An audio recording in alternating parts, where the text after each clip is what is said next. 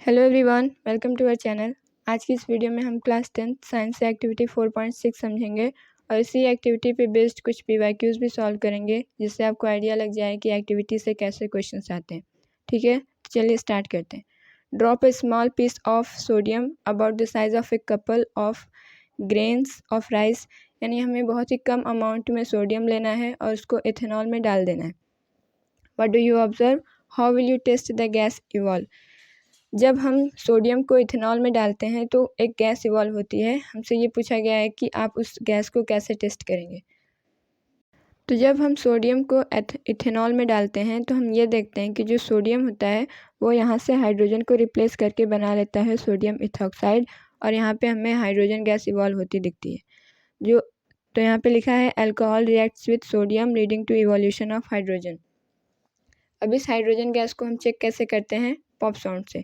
जब हम इस हाइड्रोजन गैस को किसी बर्निंग कैंडल के पास ले जाते हैं तो वो पॉप साउंड के साथ बर्न होता है। तो इससे हम ये कंफर्म कर सकते हैं कि जो गैस इवॉल्व हुई है वो हाइड्रोजन गैस ही है।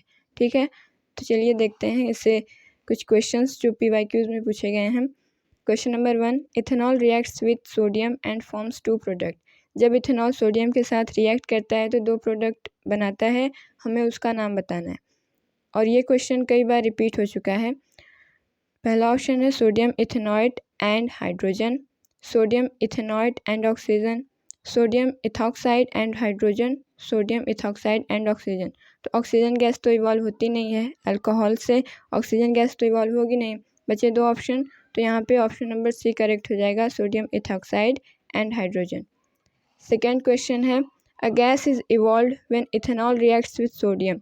Name the gas evolved and also write the balanced chemical equation of the reaction involved। ये क्वेश्चन भी 2 बार आ चुका है, तो हमें उस एक्टिविटी को ही यहाँ पे एक्सप्लेन कर देना है।